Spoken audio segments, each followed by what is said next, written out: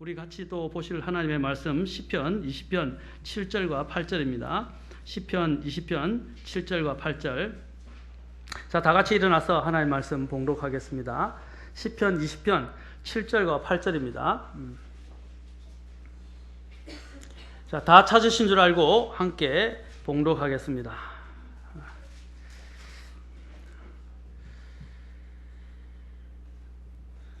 시작.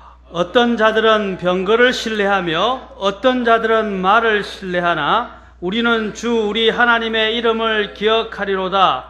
그들은 낮추어지고 쓰러졌으되 우리는 일어나서 똑바로 서리로다. 아멘.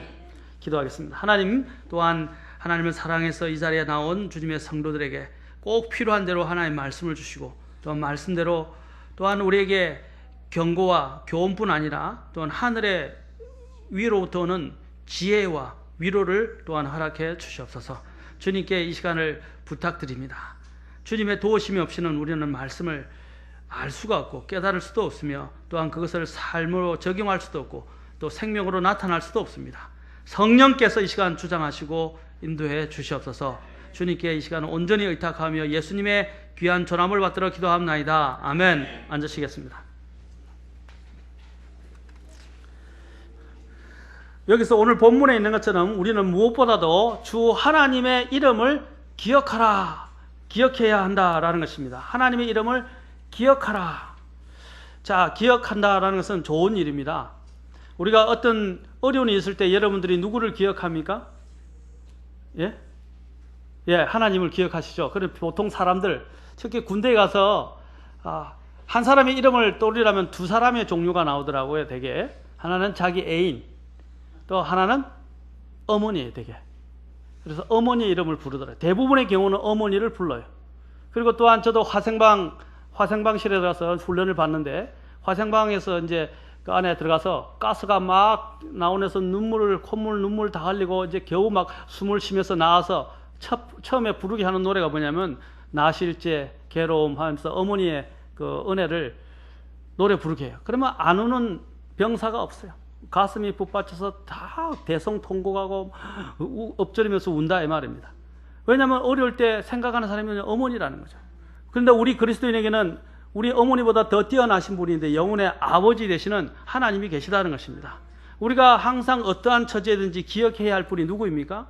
바로 오늘 여기서 무엇보다도 주 하나님의 이름을 기억하라는 것입니다. 사람들은 병거를 신뢰하고 어떤 사람들은 말을 신뢰하지만 우리는 주 하나님의 이름을 기억하리로다 했습니다.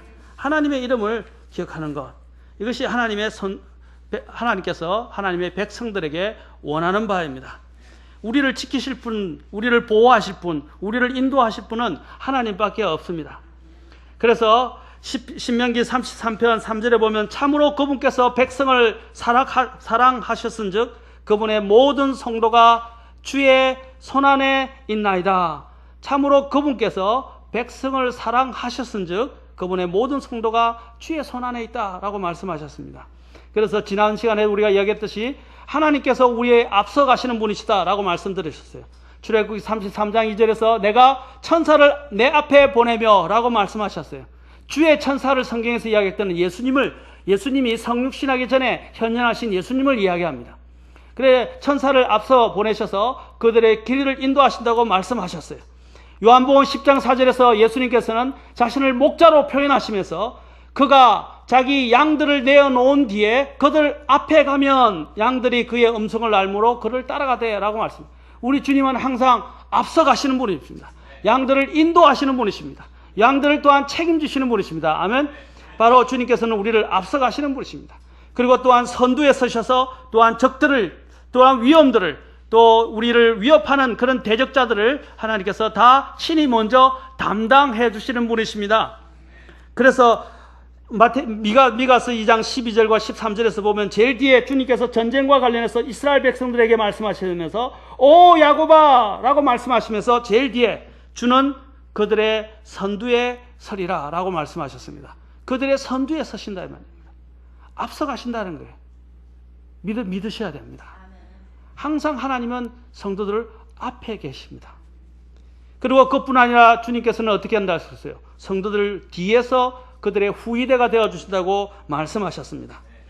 출애굽기 15장 9절에서 그 이집트의 파라오의 이집트 군대가 쫓아오면서 내가 쫓아가서 따라잡고 그들을 노량물을 나누게 되리라 하면서 그들을 덮치려고 하면서 공격을 시도했을 때 주께서는 그들을 바로 홍해 바다에 완전히 수장시키시고 또한 이스라엘 백성들을 구해 주시고 또 친히 인도해 주셨습니다.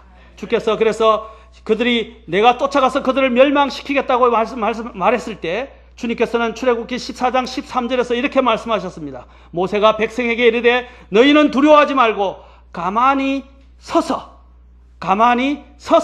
오늘 주께서 너에게 보여주실 그분의 구원을 보라. 또 뒤에서 이렇게 말씀하시면서 주께서 너희를 위하여 14장 14절에서 주께서 너희를 위하여 싸우시리니 너희는 조용히 있을지니라. 좀 가만히 있어요. 우리는 너무 분주합니다. 좀 가만히 있어요. 우리 지금 여기 아이들한테도 이야기하는 건 아니고 우리는 좀 때로는 좀 고요한 가운데 하나님이 미세하게 말씀하시는 음성에 귀를 기울이세요. 하나님이 어떻게 움직이시는가 하는 부분에 대해서 초점을 맞추고 마음을 두고 기다려 보는 게 왜 그래 방방 뜨고 왜 그래 뛰어다니고 분주하고 너무 오지랖이 넓어도 안 돼요. 삶을 정리하는 것이 필요해요. 그리스도인들은 정리하세요. 왜냐하면 그들이 나에게 궁극적인 구원과 궁극적인 또한 나의 필요를 채워주시는 분이 아니라는 것입니다. 그리스도인의 삶은 단순한 거예요. 오늘 제가 성경 공부하면서 그런 이야기들을 많이 나누는데 복잡한 데서 그게 있는 그 교수님도 점점 단순해졌다고 하더라고요. 굉장히 복잡해진 데. 그리스도인의 삶은 단순한 거예요. 성경은 우리 그리스도인들이 단순하기를 원하십니다. 복잡한 세상에서도 사실 보면 하나님의 뜻은 단순해요.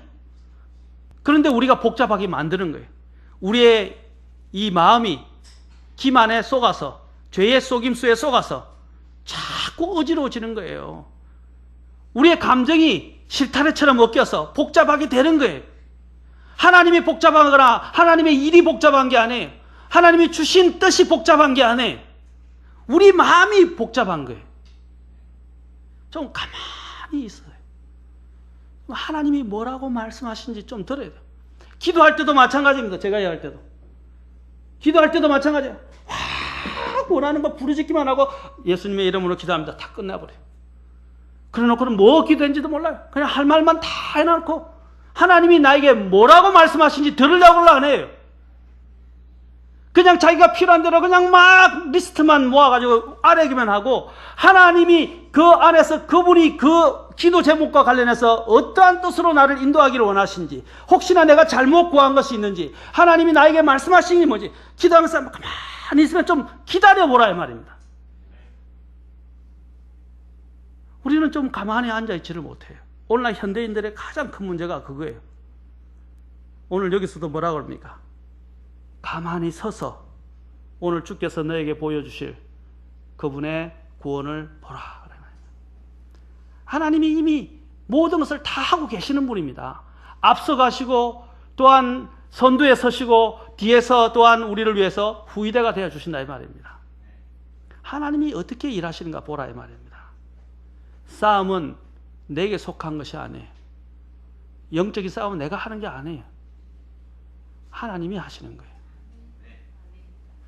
근데 우리는 문제가 있을 때 먼저 하나님께 기도하셨나요? 하나님께 여쭤보셨나요? 하나님께 도움을 구해보셨나요? 왜 앞서가시냐 이 말입니다. 주님께서 출애굽기 14장 또 19절에 보면 주님의 천사가 주님께서 진영 앞에서 인도하시다가 하나님의 천사가 갑자기 또 이동해서 그들 뒤에 서신다고 말씀하셨어요. 그래서 뒤에 서셔서 그들을 지키십니다. 특히 신명기 말씀해 보시면 신명기 25장에 보시면 17절과 18절에서 이집트에서 나올 때 아말렉이 길에서 그들에게 행했던 바들을 주님이 상기시키십니다. 아말렉 족속이 어떻게 이스라엘을 공격했습니까? 뒤통수를 쳤다 이 말입니다. 특히 이렇게 이야기합니다. 그가 길에서 너를 만나 너가 약하고 피곤할 때에 내 뒤를 치되. 이 얼마나 비겁한 짓입니까? 이 원수 대적자들은 그렇게 우리를 공격한단 말입니다. 우리가 피곤하고 약하고 마음이 쓰러지고 연약해질 때 우리의 감정을 건드리고 또 우리의 상황을 복잡하게 만들고 우리의 또한 여러 가지 문제들을 막 헷갈리게 만들어서 우리가 하나님 앞에서 기다리고 또 주님 앞에 기대하고 또 내 마음을 강하게 하는 일들에 집중하지 못하도록 만든다 이 말입니다.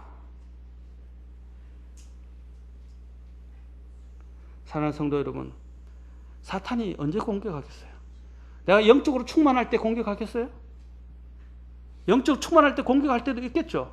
그러나 그때보다는 가만히 내버려둬도 지 풀에 꺾인다 생각해서 자기 풀에 꺾이고 나중에 낙심되고 약점이 그냥 약해질 때 싹 드러날 때 그때 툭 치면 쓰러져 버려요.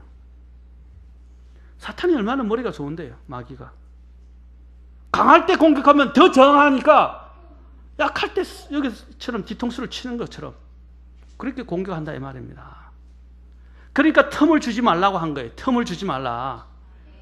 마귀에게 틈을 주면 안 돼요. 내 약한 것들을 주님 안에서 항상 정비하고 있어야 돼요. 우리의 싸움은 실제적인 싸움입니다. 사랑하는 성도 여러분. 우리 교회가 이렇게 부흥하지 않는 이유가 무엇이라고 생각하십니까? 무엇이라 생각하세요? 여러 가지 이유가 있겠죠. 제가 볼 때는 두 가지가 부족해요. 하나님과의 관계가 문제가 생기고 있고 기도가 부족해요. 사실 제가 여러분 이 강단에 서보세요. 강단에 서보면요. 또 우리가 새로운 장소 왔기 때문에 됐지만 이전에도 그랬어요. 영이 가라앉아 있어요. 느껴요 여러분. 영이 가라앉아 있으면 얼마나 설교하기가 힘든지 아십니까? 설교하기 굉장히 힘들어요. 말 한마디 한마디 하는 것이 영적 싸움이에요. 여러분들이 깨어있고 기도하고 하나님의 영 안에서 이렇게 밝은 영이 있으면 그리고 정말 활기찬 생기가 도는 영들이 있으면 말씀을 해도 강력히 역사합니다. 더. 그런데 목회자가 말씀을 전하려는데 영이 가라앉았으니까 이 영을 일으키는 것만 해도 영적 큰 싸움이에요. 영이 살아나지가 않는데. 찬양도 거기서 중요한 거예요. 찬양을 왜 하는 겁니까? 듣기 좋으라고 찬양하는 게 아니에요. 영들을 준비하고 하나님을 찬양하면서 하나님의 영이 준비되도록 만들어주는 거예요. 찬양은 대단히 중요한 것입니다. 그냥 순서에 따라 와서 찬양하고 그냥 목소리 높이고 아름다운 목소리를 자랑하는 것이 아니에요. 하나님의 영광이 나타나도록 준비하고 하나님의 그 높으심을 찬양 높이는 거예요. 그럴 때 하나님이 역사하시는 거예요. 사랑하는 성도 여러분, 신앙생활을 그냥 형식에 따라서 대충대충 하지 마세요. 기왕 할 거면 열심히 하고 하나님 앞에서 뜨거운 영을 갖고 해야 합니다. 그래야 살아나요. 우리 교회가 살아날 수 있는 이유는 기도하는 사람이 없어요. 너무 부족해요. 교회가 새로 했는데도 불구하고 여기 교회당에 와서 기도하는 사람을 몇 사람 못 봤어요. 저는 교회당에 나와서 기도하는 것이 영적이라고 말하는 게 아닙니다. 제 말을 잘 이해하셔야 돼요. 개인적으로도 물론 기도해야 되지만 정말 교회를 사랑하면 교회도 자주 오고 교회에 와서 또한 기도하고 또 교회에 필요가 있는지 살펴보고 또한 교회를 위해 섬기라는 게 아니라 교회와 함께 복음을 위해서 내가 할 수 있는 일이 무엇인가를 찾고 같이 움직이는 거예요. 평일에도 시간이 나는데 들리는 사람이 많아져야 돼요. 근데 저는 여러분 지금 수요 온 여러분을 뭐라 하는 게 아니고요. 교회 지금 상황을 전체를 여러분들에게 말하는 거예요. 한두 사람의 영이 깨어있고 힘이 있고 부흥이 있으면 교회 살아납니다. 지금 영적인 싸움이 커요. 지금 교회가 왜냐하면 조금씩 잠에서 깨어나면서 지금 조금씩 나가려고 하는데 자꾸 뭔가 걸려 넘어지게 하는 것들이 지금 자꾸 생기고 있어요. 이 얼마나 힘든 일인지 아십니까? 잠에서 깨어나려는데 이때는 굉장히 약한 가운데 있기 때문에 이 부분에서 더 많은 기도하고 헌신된 일꾼이 없다면요, 이 싹이 날 때는 싹이 얼마나 연합니까? 연한 가지라고요. 연한 싹이라고. 이 연한 것은 조금만 손상을 입혀도 그냥 죽어버려요. 꺾여버린다 이 말입니다. 그렇잖아요. 여러분 탄탄한 나뭇가지를 꺾기가 좋습니까? 연한 가지를 살짝 꺾는 게 좋습니까? 지금 새순처럼 교회가 영적으로 이제 싹 움틀려고 하는데 지금 사탄의 공격이 많아요. 지금 여러 사람들이 막 넘어져 가고 있고, 여러 사람들이 막 여러 가지 문제가 지금 막 계속 생기고 있어요. 교회가 지금까지 그런 일이 없었어요. 좀 영적으로 안정이 되려니까 지금 벌써 공격이 되잖아요. 여러분, 기도하셔야 돼요. 신실한 일꾼들을 위해서 기도하셔야 돼요. 깨어 있어야 돼요. 저와 여러분이 교회가 부흥되기를 원하십니까? 기도하는 사람이 필요합니다. 하나님이 이런 새로운 영혼들을 보내주신 것도 하나님의 좋은 응답이기도 하지만 저는 또 염려가 돼요.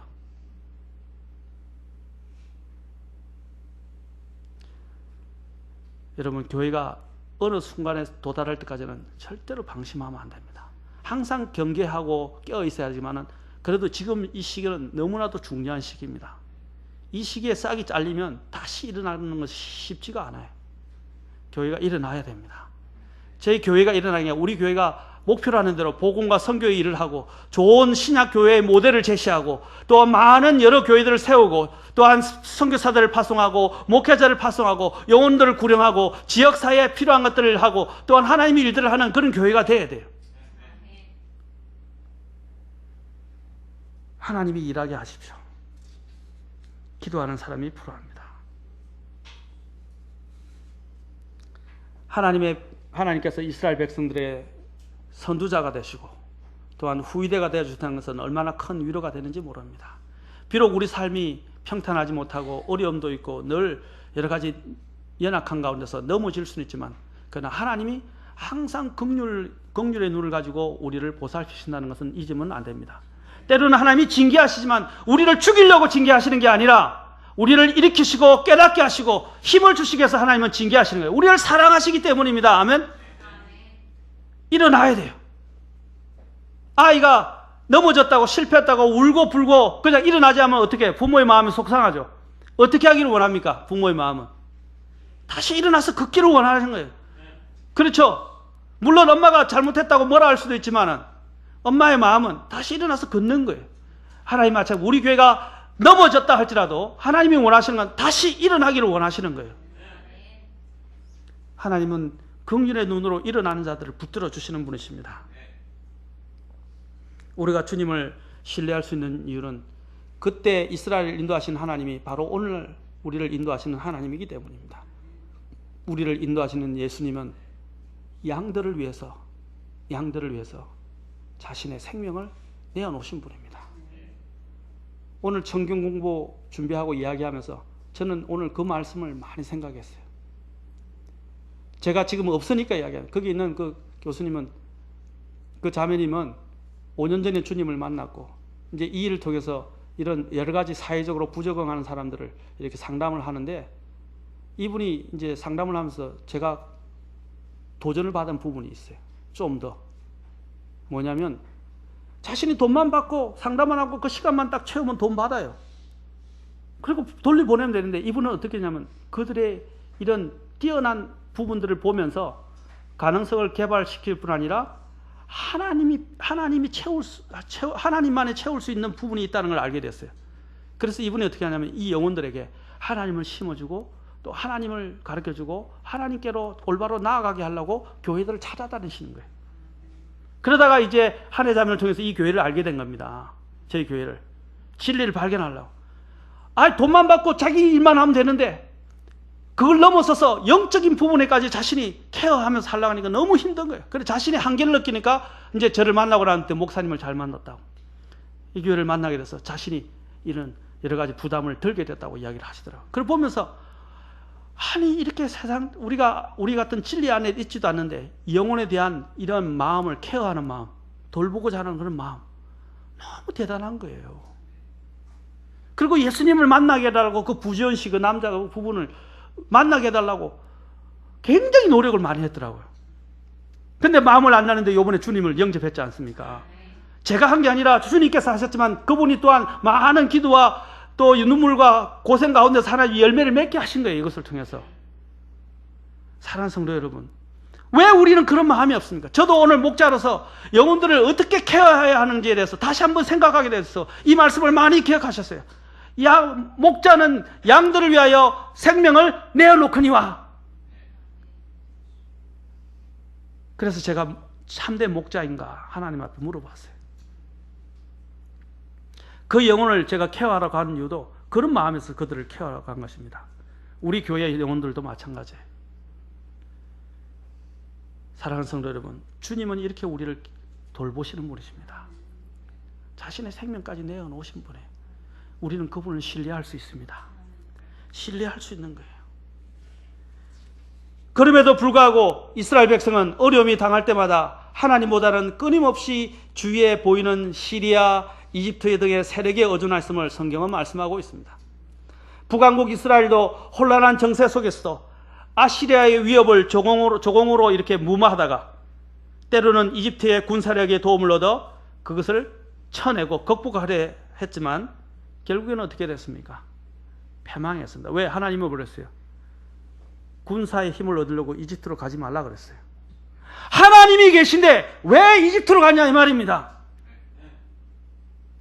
하나님이 계시잖아요. 우리에게는 하나님이 계신다 이 말입니다. 왜 세상의 힘을 빌리려고 하니까? 하나님께 기도해 보셨냐 이 말입니다. 저 자신 또한 마찬가지로 생각합니다. 눈에 보이는 것, 내 지혜, 내 경험, 내가 보이는 어떤 이런 의지할 수 있는 것들을 잡으려고 그래요. 사람을 쫓아가고. 절대로 그것은 우리를 세워주고 우리를 승리로 이끌 수 없습니다. 이 교회에 필요한 사람은 세상의 수단과 방법과 지혜와 재원을 가지고 있는 사람이 아니라 하나님께 매달리는 사람이 필요해요. 하나님께 도움을 구하는 사람이 필요하다 이 말입니다. 그 사람이 저가 되기를 원하고 바로 여러분이 되기를 원하십니다. 하나님. 사랑하는 성도 여러분, 이스라엘의 어리석음이 바로 우리의 어리석음이라는 것입니다. 우리는 우리의 주가 되시는 우리 주 예수님을 기억해야 합니다. 무엇보다도 예수님을 기억해야 돼요. 그래서 주님께서는 항상 모든 것들의 중심이십니다. 역사의 중심이고 우주의 중심이고 우리의 믿음의 중심이 되시는 분이 예수님이. 그래서 예수님께서 마지막에 부활하시고 성천하시기 직전에 뭐라고 말씀하셨어요? 몇 군데서 여러 군데서 말씀하셨어요. 특히 누가복음 24장 46절부터 48절까지만 하고 제가 마치겠습니다. 같이 봅시다. 누가복음 24장 46절부터 48절까지입니다. 복음이 무엇입니까? 우리가 왜 복음을 전합니까? 그 복음은 누구에 대해서 이야기하는 것입니까? 누구에 대해서 이야기하는 거예요? 예수님입니다. 우리가 돌아가야 할 것은 예수님입니다. 누가복음 24장 46절에서 48절입니다.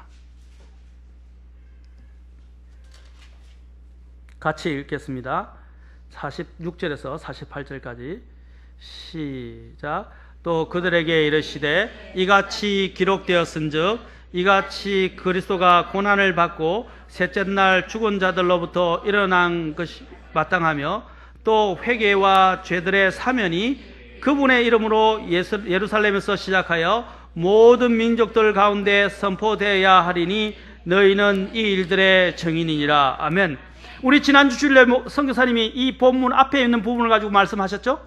맞습니까?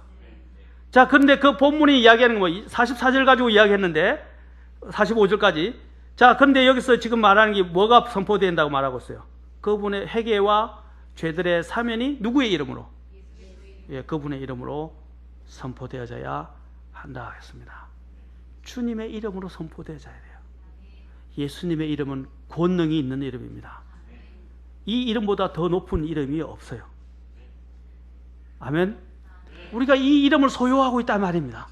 이 이름을 우리는 붙들고 있다는 것입니다. 마귀도 벌벌 떠는 이 이름을 우리는 갖고 있다 이 말입니다. 그러면 이 이름을 의지해도 100번 의지해도 모자라지 않는다는 거예요. 사랑하는 성도 여러분, 주님의 이름을 붙드십시오. 주님의 이름을 기억하십시오. 여러분이 혹시 마귀 눌려본 적 있습니까? 괴롭힘을 당해본 적 있습니까? 과히 눌려본 적 있습니까? 그때 그리스도인들은 누구의 이름을 빕니까?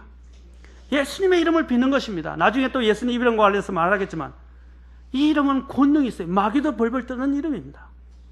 사랑하는 성도 여러분, 여러분의 문제가 있을 때, 어려움이 있을 때, 영적 싸움이 있을 때 여러분 무엇을 기억하십니까? 주님의 이름을 기억해야 합니다. 주 하나님의 이름, 바로 그것이 예수라는 이름 안에 다 들어있어요. 예수라는 이름 안에 들어있다 이 말입니다. 우리가 예수님을 나의 구원자와 주님으로 모시고 있는 것은 얼마나 대단한 특권입니까? 얼마나 놀라운 권능입니까? 사랑하는 성도 여러분, 이 이름을 함부로 부르지 마시고 그 권능 있는 이름, 그 놀라우신 이름, 위대하신 이름, 그 이름을 내가 소유하고 있고 그 이름을 힘입어서 살아가고 있다는 것들에서 감사하시기 바랍니다. 아멘. 이 이름을 입어서 하나님을 찬양하시고 위풍당당하게 힘차게 하나님 앞에서 믿음의 행진을 하실 수 있는 여러분이 되시길 바라고, 문제가 있을 때 이 이름을 힘입어서 하나님 앞에 구하시는 저와 여러분이 되실 수 있기를 바랍니다. 이 이름을 통해서 또 주님께서는 우리에게 놀랍게 응답해 주실 것입니다.